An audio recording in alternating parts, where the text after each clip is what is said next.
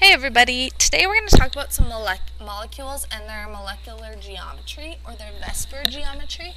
So when a molecule is floating around, we don't look at it in 2 dimensions like it is on the board. That's not how it actually looks. Molecules are 3-dimensional things. So we're going to figure out what those dimensions look like. So if you don't know how to build a Lewis structure, you need to go back to that video and figure it out, because that'll really help you when you're figuring out the molecular shapes of these molecules. So let's start with SCN. When you build a Lewis structure, it looks like this. Alright, and we're going to look at the middle molecule.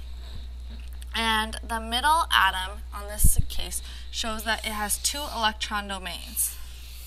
Alright, it is bonding to an S atom and bonding to a nitrogen atom. And so we call this a linear molecule. And these are just names that you need to memorize. They'll come up over and over as you go throughout chemistry. And the hybridization that the carbon atom uses in this case is sp. So it's combining a spherical orbital and a p orbital, and to get the sp orbital. So 2 electron domains has 2 domains that were hybridized. So instead of using the s orbital first and then using the p orbitals in the energy level diagram, it's using them together. So let's move on to BF3. This will show it a little bit better for you. So BF3 looks like this. And in this case, it is using 3 electrons. We call them electron domains. Alright. So each F is sitting in an electron domain. And when there's 3 of them, we call it trigonal planar.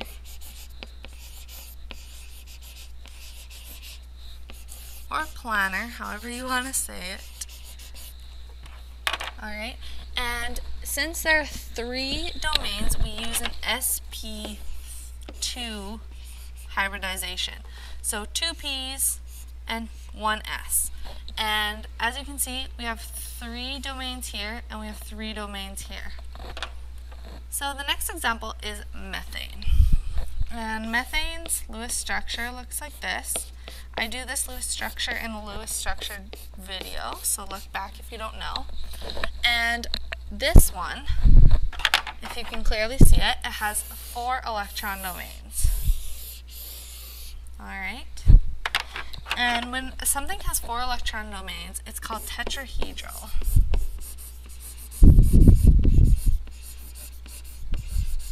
Alright.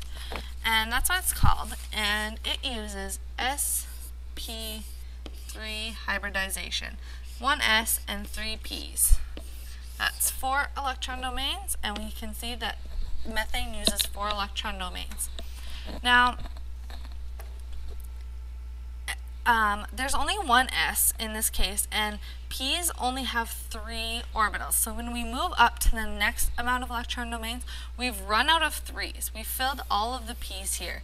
So you'll see how xenon, fluorine 2, shows that we're going to start incorporating d orbitals in the next one.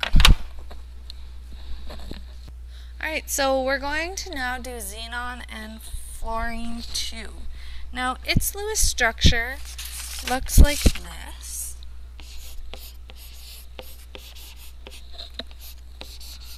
Alright, and it also has 3 lone pairs on its central atom.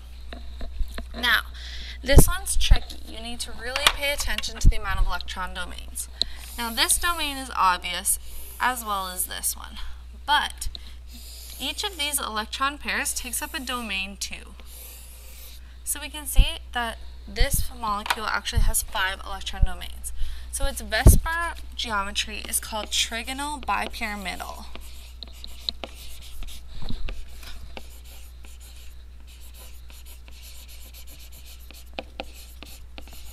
Alright, and this one uses sp3d hybrids because we've run out of p on a tetrahedral molecule, so we need to now combine it with d hybrids.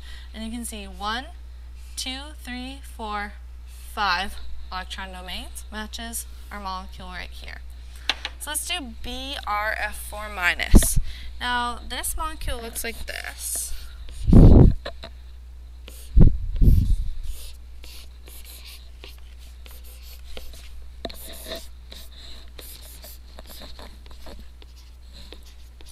Again, it's tricky. You need to count the amount of electron domains.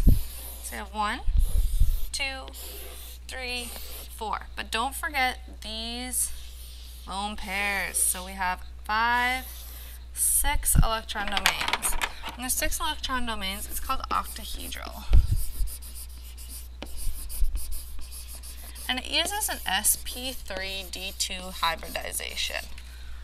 Alright? So this one is fairly memorizing.